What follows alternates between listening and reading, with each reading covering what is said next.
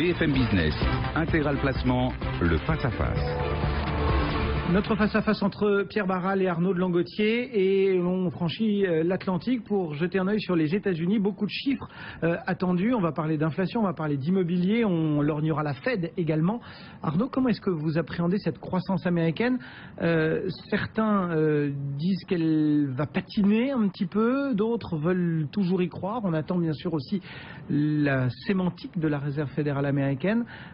Comment faites-vous la synthèse? C'est assez difficile. Ce que l'on voit, c'est que l'économie américaine est bien repartie, donc ça c'est quand même une très bonne nouvelle. Et maintenant, il faut piloter au plus serré entre ça va trop vite, il faut remonter les taux, et la croissance ralentit, et j'ai plus tellement de cartouches pour agir. Donc c'est vrai que c'est quelque chose qui est très délicat, mais boursièrement, il faut reconnaître que le marché américain reste un marché directeur, la technologie est toujours très forte, et c'est un des marchés qui doit être privilégié en ce début d'année.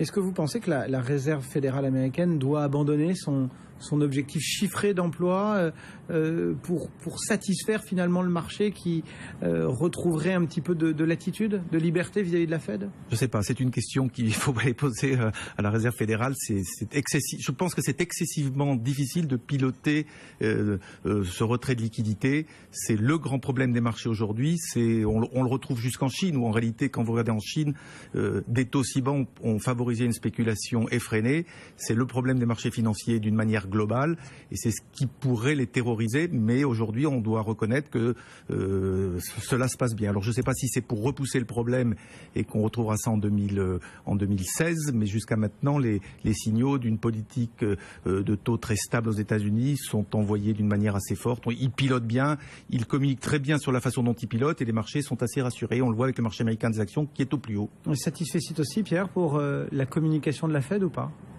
En tout cas, pour l'instant, oui.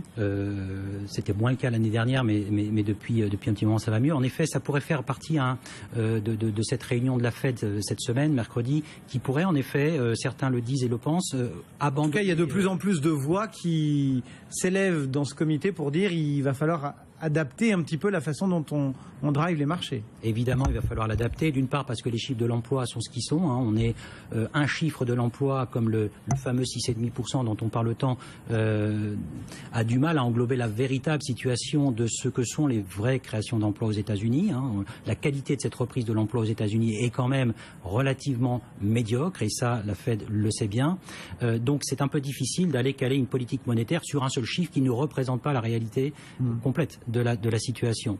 Donc on devrait avoir en effet un véritable, peut-être un changement de ce côté-là, ce qu'on appelle les forward guidance, qui vont probablement, moi je le pense en tout cas, se tourner de manière beaucoup plus qualitative que quantitative en fait.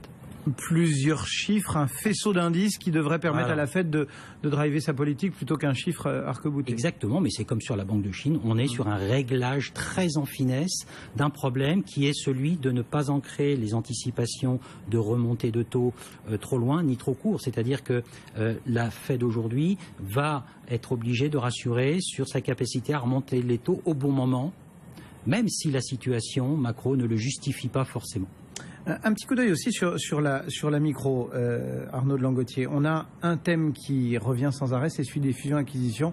On a vu notamment les télécoms rentrer en grande ébullition, que ce soit en France ou à l'international, avec notamment le britannique, Vodafone. Comment est-ce que vous percevez un petit peu le momentum de marché? Est-ce qu'effectivement ces fusions-acquisitions sont un thème à jouer? Est-ce qu'elles nous disent qu'on est en fin de cycle, en milieu de cycle? Comment est-ce que vous sentez les choses? Non, mais si on les regarde un petit peu en Europe, c'est un phénomène assez classique. Il y a eu beaucoup de craintes sur l'éclatement de la zone euro il y a 1 an et demi.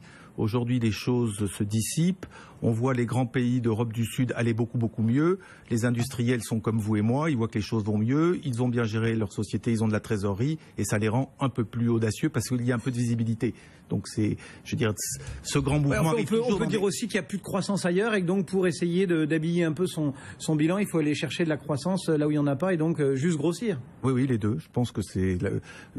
Vous avez envie de grossir quand vous avez de la visibilité sur l'économie. C'est le cas aujourd'hui, donc tout le monde se repose la question, comment je vais grossir? On a bien restructuré depuis 2 ans, donc on repasse un peu à l'offensif et c'est ce que vous voyez un peu partout. Et on peut jouer ce thème des FUSAC? On peut toujours le jouer, c'est une question de patience. Moi j'ai commencé en bourse, on m'a dit la première action qui va être soumise à une OPA, c'est Accor, vous voyez, et j'attends toujours.